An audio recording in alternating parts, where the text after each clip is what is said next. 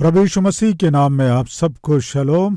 क्या आप सब अच्छे हैं? मैं आशा करता हूं कि आप सब अच्छे होंगे। प्रियो, दाऊद जो परमेश्वर के मन के अनुसार व्यक्ति था, दाऊद से परमेश्वर बहुत प्रेम किया। दाऊद एक साधारण चरवाहा था, लेकिन परमेश्वर ने उसे इजरायलियों का राजा होने के लिए चुन लिया। परमेश्वर दाऊद की रक्षा करने के लिए सक्षम है, हाँ या नहीं? सक्षम है। लेकिन शाऊल दाऊद को मार डालेगा, शायद मैं मर जाऊंगा। जान के खतरे से शाऊल से बचने की प्रक्रिया में वो परमेश्वर से दूर हो गया, परमेश्वर की उपस्थिति से दूर हो गया, परमेश्वर की संगति से दूर हो गया। और उतना ही नहीं, पलिश्तियों के पास जाकर, पलिश्तियों के राजा के पास जाकर, पलिश्तियों के राजा के शरण को चाहना सच में बहुत अपमान है, दुख की बात है। प्रिय भाइयों बहनों, कृपया सुनिए। हमारे जीवन में तरह तरह के डर होते हैं। आज आपके जीवन में कौन सा डर शांति रहित कर रहा है? कौन सा भय आपको परेशान कर रहा है? सामान्यतः मनुष्य इस बात से डरता है कि कहीं मैं मर न जाऊं। दूसरा, पाप का डर। तीसरा, कहीं मैं खो ना दूं डर। क्या खोने का डर है? जो नौकरी करते हैं उनमें, कहीं मैं नौकरी ना खो दूं ऐसा डर। जिन माता पिता के बच्चे हैं, कहीं हमारे बच्चे बिगड़ ना जाए ऐसा भय। जो विवाह किए ऐसे पति और पत्नी में, कहीं परिवार टूट ना जाए, बिगड़ ना जाए ऐसा डर। और जो व्यापार करते हैं उनमें, कहीं मेरा व्यापार नुकसान में ना चला जाए डर। उस दिन अब्राम के जीवन में मौत का डर ही उसे झूठा बना दिया। उस दिन इसहाक में भी मौत का डर था, वो उसे झूठ बोलने पर मजबूर किया। उस दिन दाऊद को भी मौत का डर परमेश्वर की उपस्थिति से दूर कर दिया। आज मैं पूछता हूं, आपके जीवन में कौन सा डर है? विशेष करके यदि आज आप डर से भय से भरे हुए हैं, तो बाइबल बताती है 2 तीमुथियुस 1 अध्याय उसके 7वें वचन में, क्योंकि परमेश्वर ने हमें भय की नहीं पर सामर्थ्य और प्रेम और संयम की आत्मा को दी है। सामर्थी व्यक्ति हिम्मत से रहता है। डरपोक स्वर्ग नहीं जा पाएंगे। परमेश्वर ने हमें डर की आत्मा नहीं दिया, सामर्थी और हिम्मत की आत्मा को दिया है, प्रेम की आत्मा को दिया है, संयम की आत्मा को दिया है। जब आप भयभीत होते हैं, वो भय आपके जीवन में 5 नुकसानों को लाता है। पहला है, स्वास्थ्य को हानि पहुंचाता है। आज बहुत से लोगों के जीवन में जो बीमारी है, उसका मुख्य कारण मैं बताऊं, वो शरीर से संबंधित बीमारी नहीं है। 75 से 80% बीमारियों का कारण मानसिक बीमारी होती है। यानी एक तरह का डर, कहीं मैं मर ना जाऊं, शायद ये बीमारी ठीक नहीं होगी, ये बीमारी मुझे मारने के लिए आई है, शायद अब मेरे दिन निकट आ गए हैं। हुई भी तो ये बीमारी क्यों हुई? शायद मैंने जो पाप किया है, दंड के रूप में परमेश्वर इस बीमारी को दिया है। तरह तरह के भय क्या करते हैं जानते? मानसिक रूप से आपको निराश करती हैं, फलस्वरूप स्वास्थ्य को नुकसान पहुंचाती हैं। भय स्वास्थ्य को हानि पहुंचाता है। भय आपके जीवन से आनंद को दूर कर देता है। शायद मेरा पति मुझे छोड़ देगा, मेरा पति शायद दूसरी स्त्री से शायद रिश्ता बढ़ा रहा है, कोई मेरे पति को आकर्षित कर रही है, शायद कहीं और दूसरा घर बना लिया है। ऐसा डर, ऐसा शक पति के साथ खुश रहने नहीं देता है। शायद मेरी पत्नी के दूसरे संबंध हैं, नौकरी के स्थान में किसी और से अवैध संबंध तो नहीं बना ली, इसीलिए वो देरी से घर आती है, इसलिए मुझे अनदेखा करती है, इसलिए मुझ पर ध्यान नहीं देती, इसलिए हमेशा फोन में लगी रहती है, इसीलिए क्या पता मेरी पत्नी मुझे छोड़कर किसी और को पसंद कर रही है या किसी के पीछे जा रही है। ऐसा संदेह एक प्रकार के भय को उत्पन्न करता है, और वो भय क्या करता है? पति और पत्नी के बीच में जो रहना चाहिए उस आनंद को, खुशी को दूर करता है। भय आत्मिकता को दूर करता है।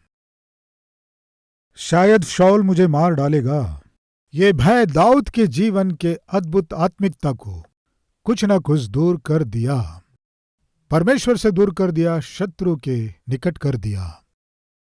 परमेश्वर का आसरा लेना था दाऊद को। अंत में परमेश्वर को ही छोड़कर परमेश्वर जिनसे युद्ध करो कहा और जिन्हें पूरी तरह से नाश करो कहा, उनके शरण में चला गया। फलस्वरूप वो अपने परिवार को और अपने बच्चों को खो दिया और दुख उठाया। भय, ये मौत का भय था। इस भय के कारण दाऊद परमेश्वर को खो दिया, आत्मिकता को खो दिया। भय जीवन में प्यार और मोहब्बत को भी दूर कर देता है। भय आर्थिक रूप से नुकसान पहुंचाता है। जब आप भयभीत होते हैं, सही निर्णय नहीं ले पाएंगे। जब आप भय से भर जाएंगे, सही रूप से सोच नहीं पाएंगे। जो व्यापार करते हैं, सही निर्णय नहीं लेंगे, जहां लागत लगाना है नहीं लगाएंगे तो नुकसान उठाएंगे, आर्थिक रूप से परेशान होंगे। मैं पूछता हूं, आज आपके जीवन में कौन सा भय आपके जीवन से स्वास्थ्य को दूर कर रहा है? कौन सा भय आप में से आनंद को दूर कर रहा है? कौन सा भय आपकी आत्मिकता को दूर कर रहा है? कौन सा भय आपसे प्यार मोहब्बत को दूर कर रहा है? कौन सा भय आर्थिक रूप से आपको नष्ट और कष्ट में डाल रहा है? एक बार सोचिए। प्रिय मेरे प्रभु यीशु मसीह ने कहा, भयभीत मत हो। बाइबल में एक बार नहीं, दो बार नहीं, लगभग 366 बार मत डर इस तरह लिखा है। यानी प्रतिदिन परमेश्वर आपसे ये अद्भुत प्रतिज्ञा को कर रहा है। वो क्या है जानते हैं? मत डर। परमेश्वर ने मत डर क्यों कहा जानते हैं? क्योंकि मैं तेरे संग हूं, डरने की आवश्यकता नहीं है। सामान्यतः मनुष्य कब डरता है जानते हैं? जब पाप में जीता है तब डरता है, जब पाप करता है तब डरता है, जब पाप को छिपाता है तब डरता है।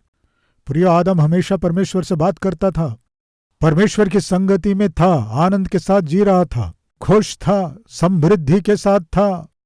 लेकिन जब मना किए गए फल को खाया, आदम तू कहाँ है? जब परमेश्वर ने बुलाया, आदम परमेश्वर के शब्द को सुनकर डर कर पेड़ के पीछे अपनी पत्नी हवा के साथ क्या किया? छिप गया। उस समय तक उनके जीवन में डर नहीं था। उस समय तक आदम और हवा डर क्या है नहीं जानते थे। जब वे शैतान के अधीन हो गए, जब वे शैतान की आज्ञा को माने, अधीन हो गए, एकदम से उनके जीवन में भय आ गया। पाप आपके जीवन में डर लाता है, पाप आपके जीवन में भय को उत्पन्न करता है। मैं पूछता हूं, आज आपके जीवन में जो डर है वो किससे संबंधित है? किए गए पाप के कारण उत्पन्न हुआ है क्या, या परमेश्वर के प्रति आपके जीवन में जो अविश्वास है उससे उत्पन्न हुआ है? वास्तव में अब्राहम हो सकता है, या इसहाक हो सकता है, एलीमेलेक हो सकता है, दाऊद हो सकता है, पतरस हो सकता है।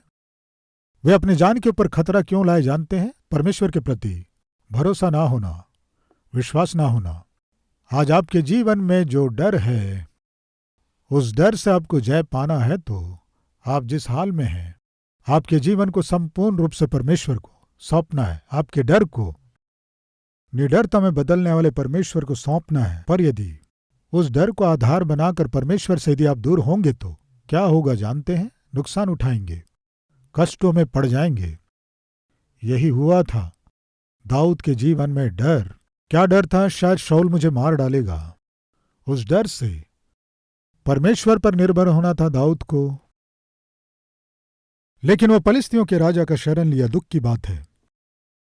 मुझे आश्रय दे, तेरे पास रहने दे, मैं तेरा सहारा बनूंगा। कल के दिन यदि कोई शत्रु तुमसे युद्ध करेगा, मैं आकर तुम्हारी ओर से युद्ध करूंगा। ये कहकर फलिस्तियों के राजा आकीश को वो अवसर दिया। आखिर कौन है शत्रु देखने से इजराइल देश था। उस इज़राइल देश के ऊपर फलिस्तियों का राजा फलिस्ती देश जब युद्ध में जा रहे थे, दाऊद चलो जाएंगे। कहां? युद्ध करने। हमारे देश के विरुद्ध इजरायली युद्ध करने आ रहे हैं, चलो जाएंगे। कहने पर दाऊद को निश्चय कहना था, मैं युद्ध करूंगा कहा, लेकिन सेनाओं का यहोवा जिस देश की अगुवाई करता है, मैं उस इज़राइल देश के विरोध में युद्ध नहीं कर सकता। ये कहने के बदले उस दिन दाऊद क्या किया जानते हैं? परमेश्वर से दूर हो गया, इसीलिए परमेश्वर की इच्छा से दूर हो गया, इसीलिए अंत में उसे जो तात्कालिक रूप से आश्रय दिया उस राजा के अधीन होकर परमेश्वर की इच्छा के विरोध में युद्ध करने निकल पड़ा। प्रियो, परमेश्वर कितना दुखी हुआ होगा, दाऊद तुम ये क्या कर रहे हो? प्रियो, एक बार दाऊद के साथ के लोग आकर दाऊद से एक बात कहते हैं, क्या है जानते हैं?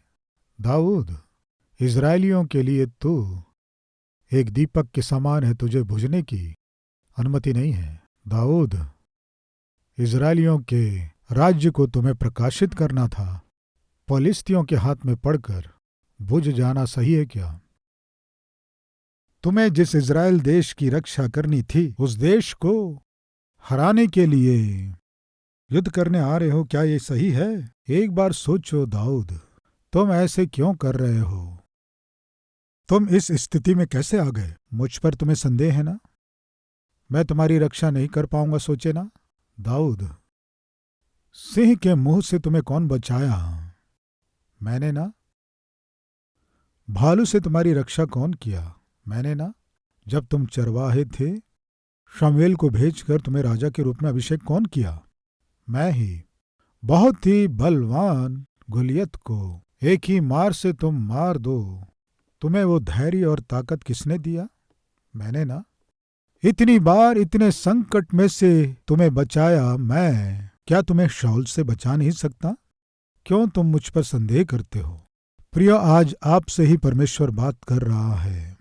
पिछले समय जो परमेश्वर आपको संभाला, पिछले समय जिस परमेश्वर ने आपकी रक्षा की, पिछले समय जिसने आपके जीवन में बहुत से अद्भुत काम किए, जो आश्चर्य कार्य किया, वो परमेश्वर संकटों में से, विपत्तियों में से जिसने बचाया, वो अभी क्यों नहीं बचाएगा?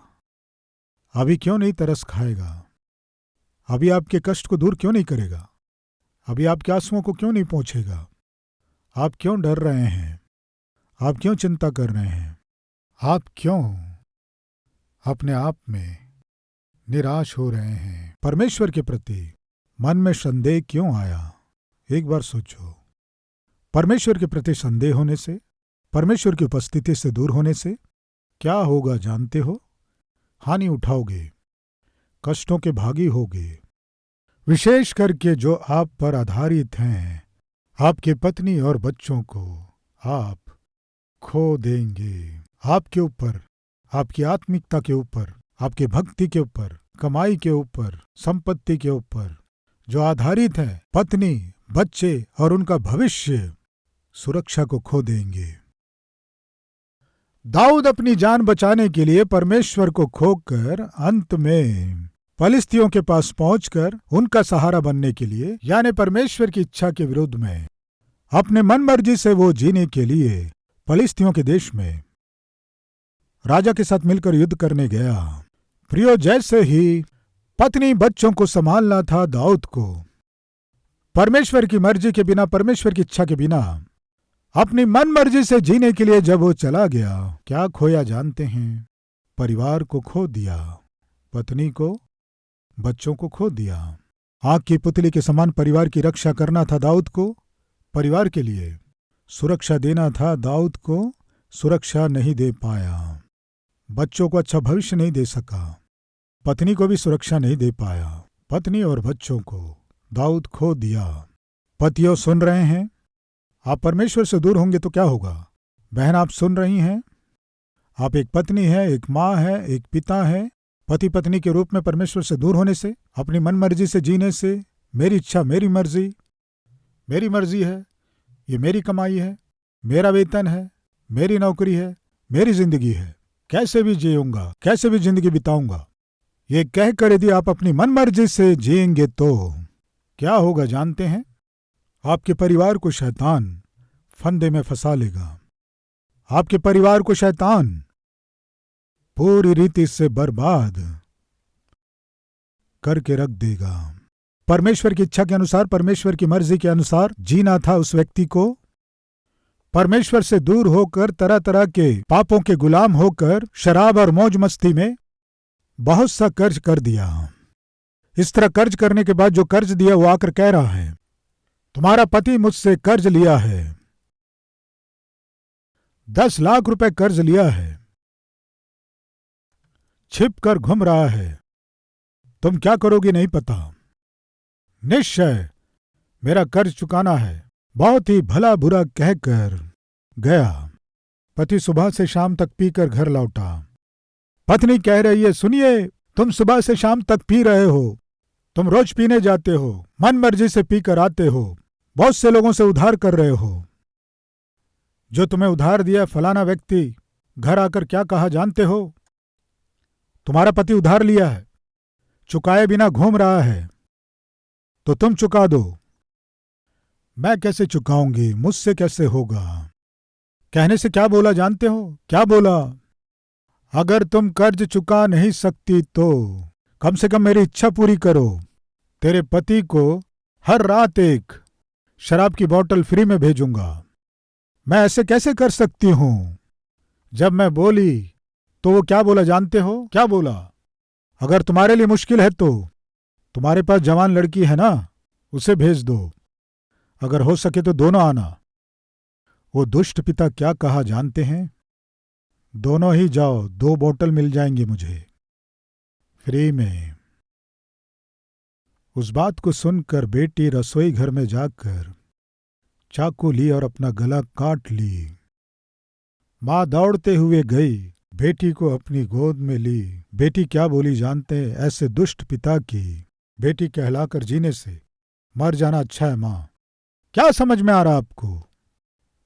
परमेश्वर की इच्छा के बिना अपनी मन मर्जी से जीकर, पत्नी और बच्चों की सुरक्षा के बिना, मेरी मर्जी मैं पीऊंगा, मैं कमा रहा हूं इसलिए मेरी मर्जी से खर्च करूंगा, ये कहकर पति हो सकता है, पत्नी हो सकती है, मन मर्जी से जीने से, मन मर्जी से घूमने से, मन मर्जी से पीने से, मन मर्जी से फ्रेंड्स के साथ अनैतिक संबंधों में रहकर मन मर्जी से घूमेंगे तो सुनिए, परिवार की सुरक्षा नहीं रहेगी। आने वाले दिनों में और भविष्य में परिवार सुरक्षित नहीं रहेगा। एक दिन एक बहन फोन की, उस समय मैंने फोन उठाया। पास्टर जी, आज का संदेश मेरे मन को तोड़ दिया। मैं बहुत पापी हूं, मैं बहुत ही पाप में जीवन जी रही हूं। परमेश्वर मुझसे बात करी है, अगर मैं मर जाऊंगी तो मैं सीधे नरक जाऊंगी। वो बहन रोते हुए जब कह रही थी तो मैंने कहा, किस विषय के लिए प्रार्थना करना है?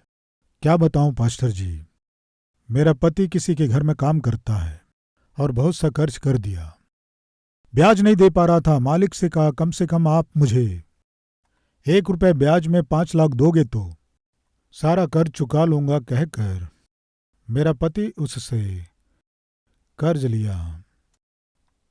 ठीक है, तुम्हारी परेशानी मैं समझ रहा हूं, मेहनत से काम कर रहे हो, तरस खाकर मेरे पति को 5 लाख रुपए 1 रुपए ब्याज में दिया। उससे पहले वही पैसे 10 रुपए ब्याज में लाया था और सारी कमाई ब्याज भरने में ही चली जाती थी। मालिक बहुत अच्छा व्यक्ति है, इसलिए 1 रुपए ब्याज में पैसे दिया सोचकर मैं भी खुश हुई, मेरा पति भी खुश हुआ। लेकिन कुछ समय बीतने के बाद वो मालिक बुलाकर कहा, सुनो, जो 5 लाख तुम्हें दिए मुझे अर्जेंट चाहिए। क्या करोगे मैं नहीं जानता, मुझे तुरंत चाहिए। ये कहकर मेरे पति को जल्दी किया। मेरे पति के पास 1 रुपए भी नहीं था। वापस ना लौटा सकने की परिस्थिति में वो मालिक क्या कहा था जानते हैं? अगर 5 लाख रुपए ना ला सको तो हर रात अपनी पत्नी को लेकर आना, कम से कम ऐसे कर चुका लेना। इस तरह कहा पास्टर जी। वो पत्नी रोते हुए बता रही थी, हर रात मुझे ले जाकर मेरा पति अपने मालिक के पास छोड़कर आता है। ये है मेरा जीवन। भाई सुन रहे हैं, बहन सुन रही हैं, पति के रूप में आपको अपने परिवार को सुरक्षा देना है। पत्नी के रूप में आपको अपने परिवार को प्रकाशित करना है। यदि आप अंधकार से हाथ मिलाएंगे तो, और यदि आप अपवित्र आदतों के गुलाम हो जाएंगे तो, आपकी सुरक्षा में सुरक्षित रहना चाहिए था आपकी पत्नी को, आपके बच्चों को, लेकिन उनका जीवन बर्बाद हो जाएगा। अंत में उन्हें पापमय कामों को करना पड़ेगा। दाऊद को परमेश्वर की इच्छा के अनुसार परमेश्वर के छांव में सुरक्षित जीते हुए परिवार की रक्षा करना था। ऐसा दाऊद परमेश्वर के पंखों के नीचे से निकलकर परमेश्वर मुझे बचा नहीं सकता, परमेश्वर मेरी रक्षा नहीं कर सकता, इस संदेह के साथ अंत में जो शत्रु था फलिस्तियों के शरण में जाकर छुप गया। कितनी बुरी बात है। जब दाऊद परमेश्वर से दूर होकर अपनी मनमर्जी किया तो वो क्या खोया जानते हैं? अपनी पत्नी को और बच्चों को खोया। प्रिय भाइयों बहनों, सुन रहे हैं? हम में कोई भी क्यों ना हो, जब परमेश्वर से दूर हो जाते हैं, परमेश्वर की उपस्थिति से दूर हो जाते हैं, संसार के अनुसार और शरीर के अनुसार जीते हैं, तब निश्चय वे अपने जीवन में कष्टों को मोल लेते हैं।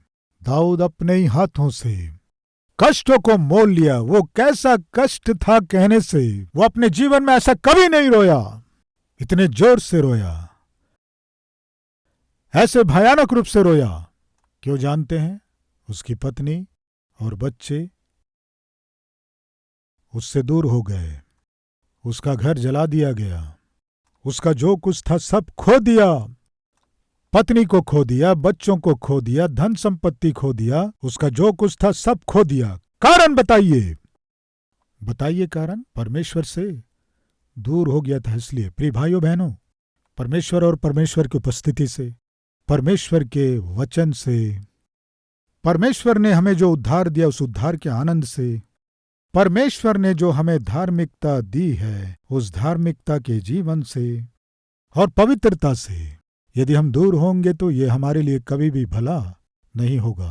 आत्मिक यात्रा में कष्ट आएंगे, परेशानियां आएंगी, तंगी मुसीबतें आएंगी, लेकिन परमेश्वर हमसे प्रतिज्ञा किया, क्या कह के? जब तुम लहरों में से होकर गुजरो तो वे तुम्हें डुबा ना सकेंगी।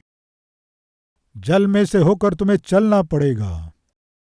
वे तुम्हें खतरे के रूप में दिखाई दे सकते हैं, ऐसा लग सकता है कि ये डुबा देंगे, मेरा काम हो गया, तुम्हें लग सकता है, लेकिन मेरी बात सुनो, वो जल तुम्हें डुबा ना सकेंगे।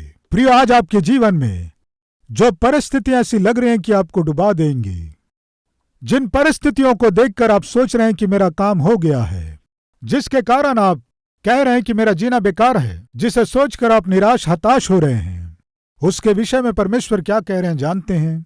जिस जल से तुम डर रहे हो, जिन लोगों से तुम डर रहे हो, वो जल तुम्हें डुबा ना सकेंगे और वे लोग तुम्हें छू ना सकेंगे।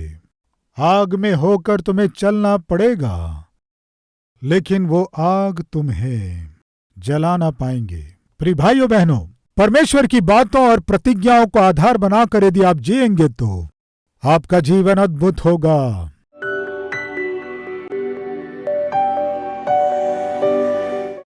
महान पवित्र प्रेमी परमेश्वर पिता बहुत स्पष्ट हमसे बात की। विशेष संदेश के द्वारा आप हमारे जीवन के कमियों को हम पर प्रकट करके डर का कारण क्या है बताए, हमारे जीवन में आने वाले कष्टों का कारण क्या है आप हमें बताएं, हम अपने जीवन में जो खोते हैं इसका कारण क्या है आप हमें बताएं। पिता, हमने जिसे खोया है उसे वापस पाना है तो क्या करना है ये भी आपने बताया। इस आत्मिक यात्रा में पिता, हमारे जीवन में कष्ट आने पर भी किस तरह तू हमारे संग रहेगा ये भी बताया, किस तरह तू हमें अपने कंधे पर उठाकर चलेगा ये भी बताया। अद्भुत संदेश के द्वारा पिता, हमारी जिम्मेदारियों को आप हम पर प्रकट किए। कष्ट और नष्टों में से गुजरते हुए भी नाश हो रहे लोगों को पिता आपकी उपस्थिति में लाना है, ऐसी जिम्मेदारी को हम सबको दीजिए, हमारे जीवनों को उपयोगी बना दीजिए। यीशु के नाम से मांगते हैं पिता, आमीन। प्रिय मित्रों, यदि आप इस संदेश के द्वारा सच में आशीष पाए हैं तो लाइक कीजिए, बहुत से लोगों को शेयर कीजिए और साथ ही साथ एक कमेंट के द्वारा अपने राय को दीजिए, मैं चाहता हूं। फिर मिलेंगे, तब तक के लिए शलोम।